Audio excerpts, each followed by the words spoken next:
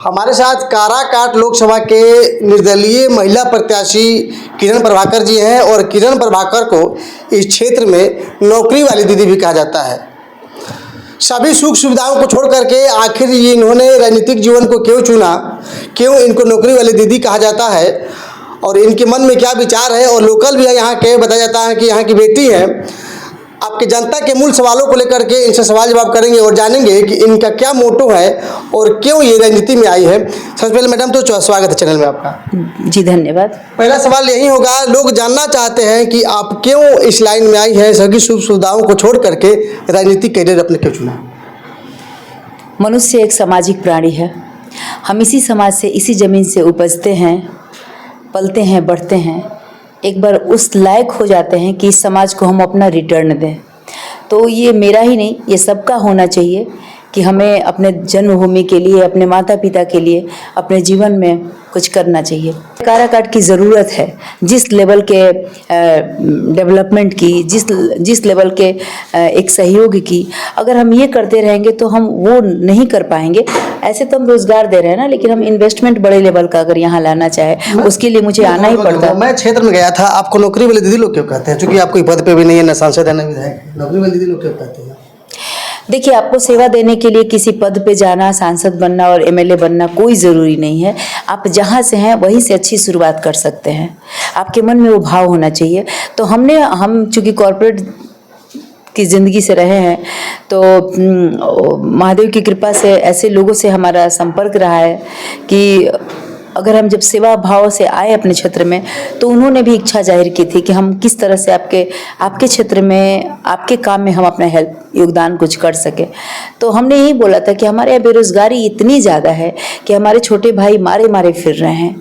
मतलब आप समझ सकते हैं कि बेरोजगार की ज़िंदगी में जो तकलीफ़ होता है, जो दर्द होता है, जो पैसे का अभाव होता है, जो मान सम्मान का अभाव होता है, एक बार आप उसके पीड़ा को आप समझिए तो कैसा लगेगा।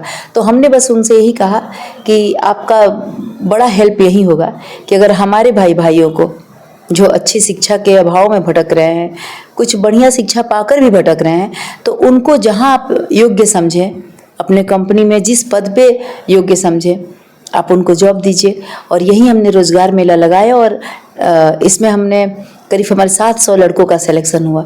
इसके बाद ना लोगों, मतलब छोटे भाइयों ने धुआंधार नौकरी, रोजगार वाली दीदी, नौकरी दीदी, मतलब पूरा कहना शुरू किया।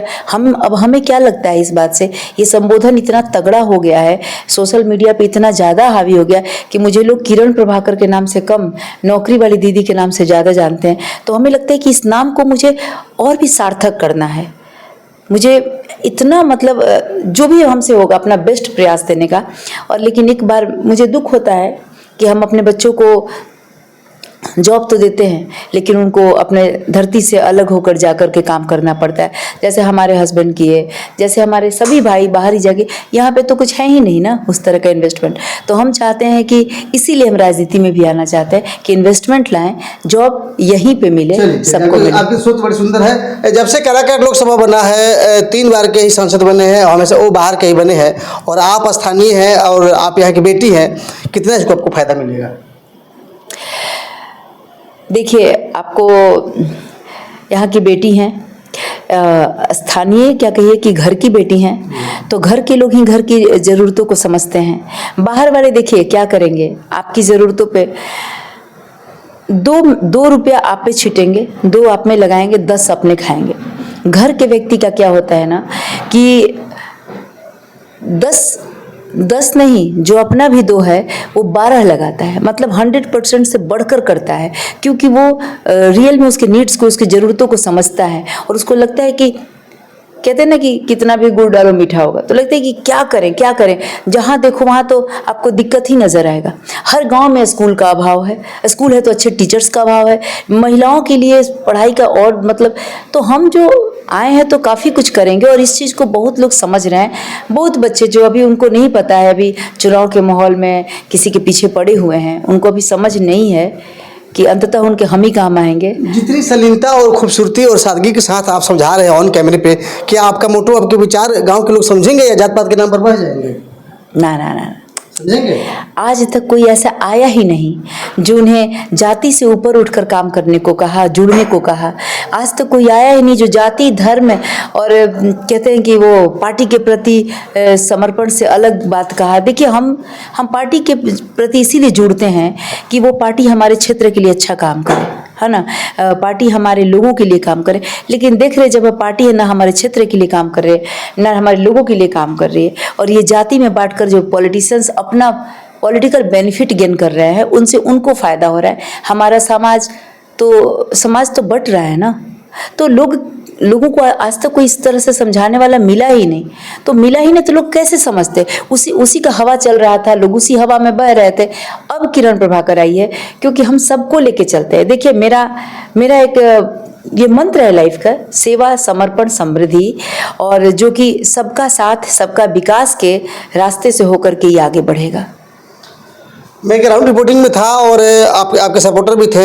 एक व्यक्ति ने कहा कि अगर वे पार्टी से नहीं है, अगर पार्टी वाले लोग जीतते हैं तो मंत्री बनेंगे किरण प्रभाकर, तो सिर्फ सांसद बनकर रह जाएंगी। तो उनके लिए क्या जवाब होगा आपका?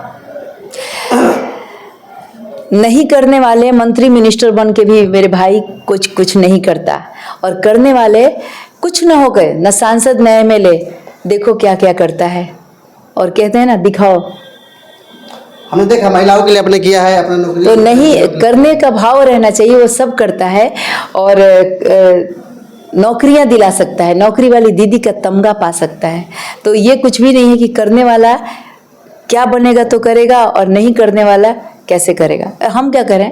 भाव इम्पोर्टेंट है, पद इम्पोर्टेंट नहीं है। चलिए, हमें तो लगता है कि जो आपसे बात कर ले, आपसे बातों से प्रभावित होगा ही। लेकिन एक छोटा सा मेरा सवाल होगा कि आप महिला हैं और महिलाओं के लिए खास करके आपने क्या सोचा है? जो कि महिलाओं को काफ़ी उम्मीदें क्षेत्र से और आज भी महिलाएं घर में मजदूरी करके जी रही किसी तरह से एक बोझ की तरह, उनके लिए आपने कुछ सोचा है क्या? हाँ, देखिए, हमारे बिहार अभी तक अगर पिछड़ा है ना, तो उसके कई बड़े कारणों में एक बड़ा कारण है कि यहाँ महिलाओं का प्रॉपर विकास नहीं हो पाया। क्या है कि एक गाड़ी, देखिए कहते हैं ना कि स्त्री और पुरुष एक गाड़ी के दो पहिए हैं। एक गाड़ी का स्पीड आप 100 पे कर दीजिएगा और एक को इतना स्लो कर दीजिएगा कि वो 40 के भी नीचे रहे, तो आप डेस्टिनेशन तक पहुंच पाएंगे? कभी नहीं ना। तो फलस्वरूप क्या होता है कि गाड़ी, हमारे रफ्तार विकास की गाड़ी, समाज की गाड़ी सीधी तरह से चट्टी में जाएगी, एक्सीडेंट करेगी। और चट्टी में क्या होता है? दलदल होता है, आधा पानी आधा कीचड़, उसी में हम पड़े हुए त्राह त्राह कर रहे हैं। उबारो उबारो, कोई उबारने वाला नहीं। तो इसके लिए ज़रूरी है कि हम दोनों पहियों को बराबर करके, बराबर स्पीड से, बराबर हवा देके, बराबर मोटिवेशन के साथ उनको आगे बढ़ाएं। महिलाओं के लिए क्या सोचा? मैं वही करी। तो जो महिलाओं की गाड़ी का रफ्तार 20 पर है, स्लो है, 40 से नीचे है, उस रफ्तार को बढ़ा करके हम दोनों पहियों को बराबर में ले जाना चाहते हैं। क्या कयास लगाया जाए किरण प्रभाकर को, सभी समुदाय को, लोगों का इस बार प्यार मिलेगा? इतना तो जान जाइए, जो वीडियोस को देखेंगे, अगर वो मेरे फेसबुक पेज से जुड़ जाएं तो बहुत अच्छा, मेरे यूट्यूब से जुड़ जाएं तो बहुत अच्छा, ताकि वो मेरे बारे में ज़्यादा से ज़्यादा चीज़ें, जानकारी इकट्ठा कर सके, वो जान सके। तो जानने के बाद मुझे नहीं लगता कि कोई ऐसा होगा, या फिर मेरे से मिलने के बाद कोई ऐसा होगा कि अभी भी वो जातीयता में फंसा रहेगा, अभी भी वो पार्टी के प्रति अंधभक्ति रखेगा, अभी भी वो निजी स्वार्थवश अपना 5 साल का स्वर्णिम भविष्य किसी और के हाथ में बेचेगा। मुझे लगता है कि इस आपके इंटरव्यू को देखने के बाद बहुत लोग इस बात पे सोचने को मजबूर हो जाएंगे कि हम वोट किसी को जिताने के लिए, किसी को एमपी बनाने के लिए, किसी का घर और अकाउंट बढ़ाने के लिए हम वोट देते हैं, या ये वोट हम अपने लिए देते हैं। तो आज के इंटरव्यू देखने के बाद लोग मतलब क्लियर हो जाएगा कि इस बार वोट अपने लिए देना है। चलिए, सबसे बड़ी बात है मैडम, क्या वोट अपने लिए देना है, अपने परिवार के लिए देना है? छोटा सा सवाल होगा, आपकी लड़ाई किससे है? मेरी लड़ाई हमारे जनता के मन में जो एक घुसी हुई बात है कि जो लोगों ने घुसा दिया, जातीयता, पार्टी पार्टी पार्टी, चाहे वो लंटेन हो, चाहे वो कमल हो, चाहे वो तीरधनुष हो, मतलब जो पार्टी है, उसके नाम पे जो ऐसा लोगों के दिमाग में है ना कि लोग उससे मुश्किल हो रहा है उन लोगों को तोड़ना। तो हम बस लगता है कि भगवान उनको शक्ति दे, वो शक्ति दे कि वो इस छोटी बात से ऊपर उठे। क्योंकि देखिए, अटल बिहारी वाजपेयी ने बहुत पहले कहा था कि छोटे मन से कोई बड़ा नहीं होता, टूटे मन से कोई खड़ा नहीं होता।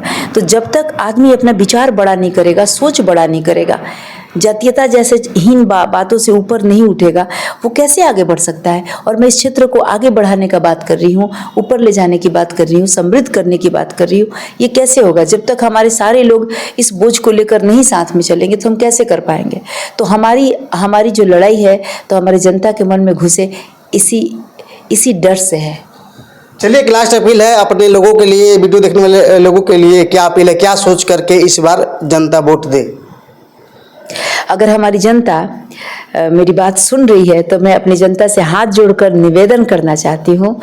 और जबकि मैं कई चैनलों पे मैंने बोला है कि हर बार आप किसी और को के लिए वोट करते हो, इस बार खुद के लिए वोट करो, सोच समझ कर वोट दो। आपका वोट इस लोकतंत्र व्यवस्था का प्राण है और ये वोट आप किसी और के लिए नहीं, आप खुद के लिए देते हो। जनता में एकजुटता लाइए और जाति पार्टी से ऊपर उठकर लोकल, क्षेत्रीय, जो इस आपकी रिक्वायरमेंट्स को, आपकी ज़रूरतों को समझता हो, योग्य हो, कहते ना राइट कैंडिडेट हो, आप उसको वोट दीजिए। और अगर आप इस बात पे ज़्यादा अगर शोध करने लगे कि कौन आपके लिए राइट है, तो निश्चित रूप से मैं आपको श्योर शॉट कहती हूँ कि आपको किरण प्रभाकर का ही चेहरा नजर आएगा, जो आपके घर की है, आपकी बहन, आपकी बेटी, पूरी तरह से अपना पूरा जीवन समर्पित है। मैं और उन राजनीतिज्ञों में नहीं हूँ जो राजनीति में आई हूँ, मैं सामाजिक सेवा करने वाली समाज की बेटी हूँ और मैं उस सेवा को अंजाम देने के लिए राजनीति में आई हूँ। राजनीति वो बड़ा चीज़ नहीं है, राजनीति तो वो सीढ़ी है जिसके जरिए मैं समाज के उत्थान के छत पे चढ़ने वाली हूँ। तो मेरे लिए समाज सेवा इंपॉर्टेंट है, राजनीति सिर्फ एक रास्ता है। बात करने के लिए बहुत धन्यवाद मैडम जी। Thank you. आप सुन रहे थे नौकरी वाली दीदी किरण प्रभाकर जी को, और जब क्षेत्र में आप जाएंगे तो शायद कोई किरण प्रभाकर से नाम से पहचान नहीं हो, लेकिन जैसे ही आप नौकरी वाली दीदी कहेंगे तो इनकी पहचान हो जाती है।